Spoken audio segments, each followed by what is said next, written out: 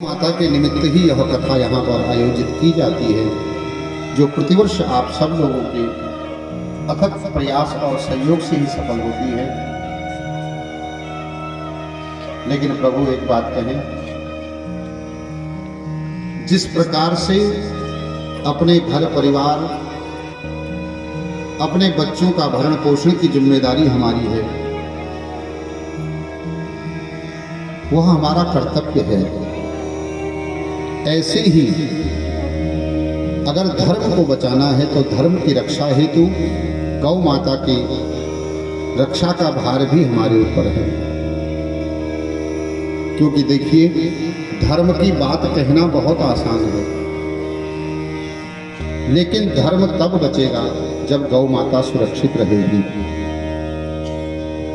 देखो, आप सब लोग सब जानते हैं प्रभु, ऐसा नहीं है मैं आपको कोई नई बात कहूँ।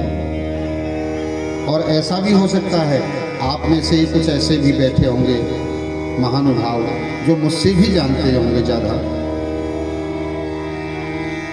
ऐसा नहीं है कि हम यहाँ बैठे हैं तो हम सब जानते हैं, हमें कुछ नहीं आता प्रभु।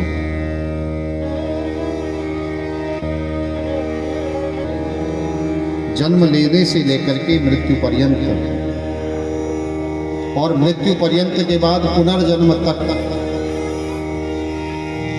हमें गौ माता की ही आवश्यकता है। और गौ माता अगर रही तो ही हम भी रह पाएंगे। एक बात कहें, अपने बच्चों को पहले तो आप खुद और उसके बाद अपने बच्चों को भी यह संस्कार दें कि वह गौ माता की रक्षा के लिए अपनी आजीविका से कुछ न कुछ अंश बचा करके वहां देने का प्रयास करें जहां गौ माता का संवर्धन होता है। देखिए, इतना बड़ा गौशाला है, इतनी गौ माताएं हैं। साल भर आप सभी को पता है भाई क्या नहीं चाहिए गौशाला में।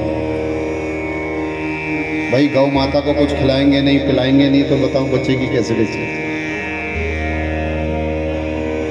अब ये जो लोग खड़े हैं, इन लोगों के पीछे आप लोग खड़े हो जाएंगे, तभी तो ये हो सकता है।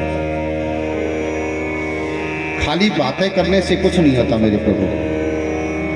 बातें तो आप कुछ भी कर लीजिए, कुछ भी करवा लीजिए,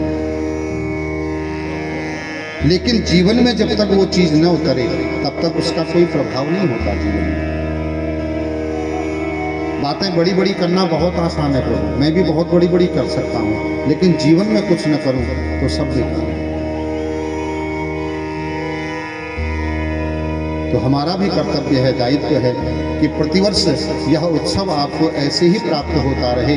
इसलिए हम यहाँ कुछ न कुछ सहयोग, कुछ न कुछ अपनी सहायता करते रहे, जिससे कि इनका जो मनोबल है वह बढ़ता जाए। नहीं तो करने वाले भी सोचते हैं प्रभु अब हम कैसे करें।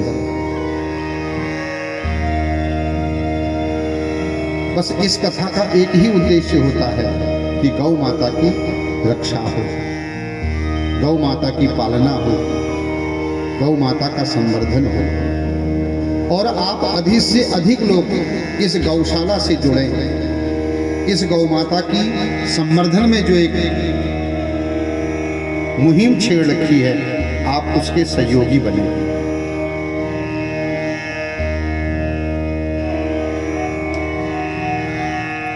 कल हम कथा में सुन रहे थे,